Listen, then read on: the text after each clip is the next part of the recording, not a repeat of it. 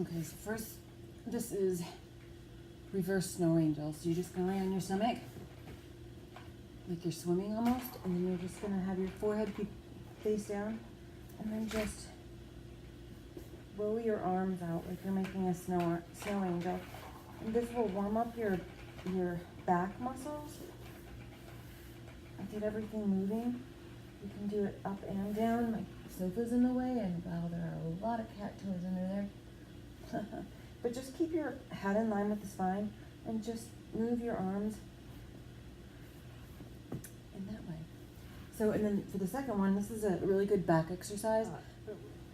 You could actually start by having your fingers be by your ribs, fingertips about in line with the nipples, and keep drawing the shoulder blades down away from the back, and then just start to lift up. So you're pressing into the tops of the feet. So all 10 toenails are pressing into the floor. And you're spinning the thighs up toward the ceiling, and then press into the palms, all 10 fingers, and almost imagine that you're trying to lift your chest forward while you're pulling your hands back. So you're pulling your hands backward, lifting your chest forward, and you'll feel this is a great lower back strengthener.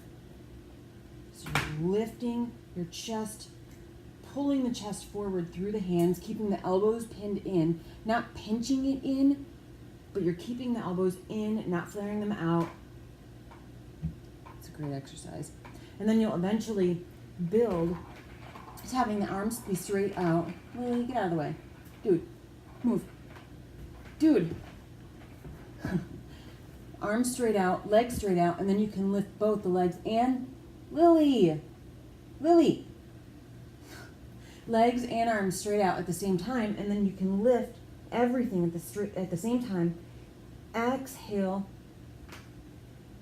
and then release. Inhale to lift. Exhale. Take another inhale, lift maybe a little bit more, and then exhale, release. So that's a good one. And then if you come to your hands and knees, and bird dog, I know you mentioned this, bird dog is a really good exercise. So have your hands, fingers spread really wide. So wide spread fingers. Hands be just below the shoulders, knees just below the hips. And the difference is in yoga, and I think this is really helpful for the core, when you extend the left arm and extend the right feet, right toes, right leg, lengthen on the inhale. My sofa is right in the way. I don't have a lot of space in this tiny apartment. But inhale to lengthen, keep the head in line with the spine.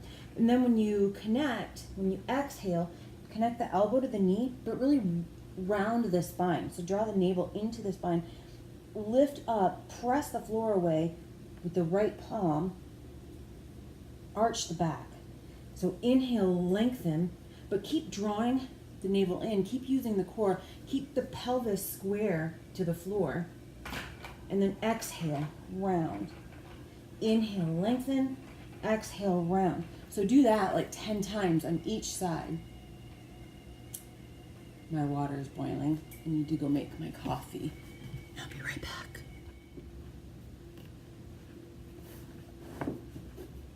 Okay, so another good one is when you're in tabletop, extend the right leg out and then just keep drawing the navel into the spine.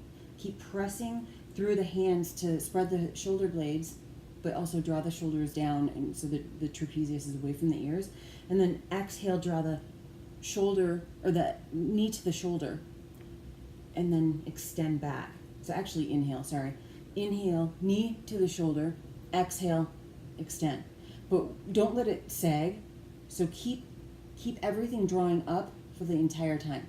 So inhale, knee to the shoulder or as high up as you can get, and then exhale, push back. So do that like 10 or 15 times on each side, And then another good one is come to plank. And you can do this even on your knees at first, but no matter if you're on your knees, and it's still hard on the knees. But if you're on your knees or on your toes, just make sure the shoulders are directly above the hands, and keep spinning the thighs up toward the ceiling. So don't let the thighs sag. Like you'll see in a lot of videos, people's knees are weak. Have the thighs be just as strong as everything else. People are always talking about having a strong core. Well, have your legs be just as strong, because that's going to put a ton into it. So spin the thighs up to the ceiling, press out through the heels, press into the palms, have a little micro bend in the elbows because you don't want to put more pressure on the elbows. And then you could almost have like a spider hand, and that'll take pressure off the joints in the hands and the wrists too. I've noticed that a lot for me. But press through all the finger pads, and then lift up, draw the navel into the spine, spread the shoulder blades apart so you have almost a little bit of a cat spine, and then keep the head in line with the spine, and then just go down onto the forearms and then back up. And then you can alternate which one you go down, just to keep it even. Do that, a bunch of times. And like I said, you can do this even on your knees. And as long as you're keeping everything tight, you're still getting a great workout. And then another one, and again, you can do this on the knees or extended.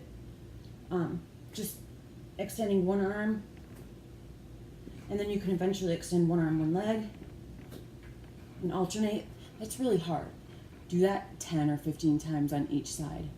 And then hip thrusts. I know we used to do this in the gym, and we used to do it with weight across your thigh, but even doing it with no weight, just have your shoulders and arms supported on a sofa, and then just let your hips come down, and then really squeeze and come up.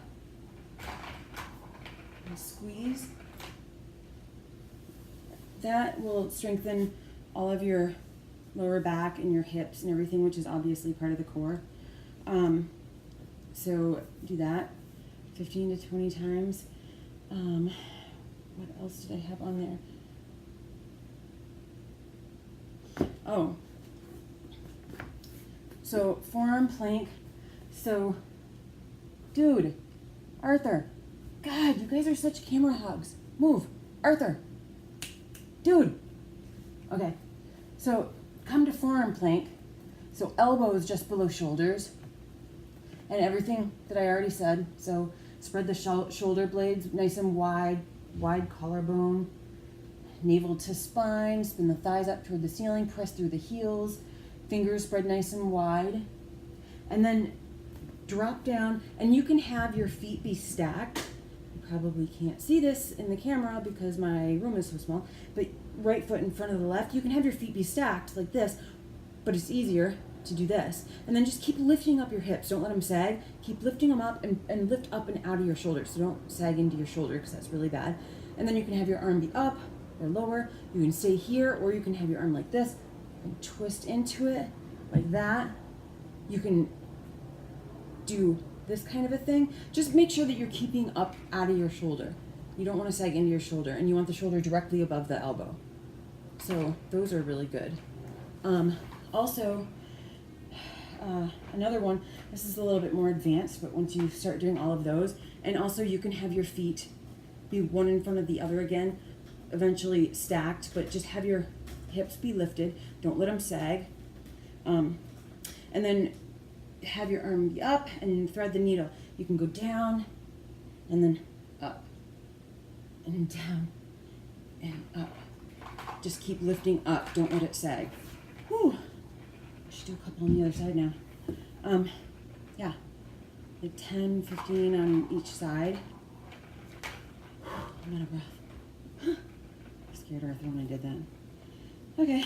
I think that's good. Oh, and the hip thrusts, you could also do them on the floor, like glute bridges. Just, really slow. So have your feet be parallel, toes pointing straight. Don't have your toes out or in, just completely straight. It's important for your knees. And hip distance apart. And then just raise your hips. Really slow. You could even do it one leg at a time. Just keep your pelvis square. So don't sink into one hip or the other, because that's bad for your hip. You could even cross the leg over and do it that way. You'll get a nice hip flexor stretch at the same time. So that's really good for the hips. You could even have the leg be straight out this way. That works all of like the hamstrings, the hips, everything, which, as you know, is part of the, the core. So, anyway, that's all I have for now. That's my Jane Fonda workout in all my sweatiness after yoga. And now I'm gonna eat my breakfast. Namaste. I hope that helps. I hope that you I hope that's all right. I can come up with something better for you, but for now, at least that's something.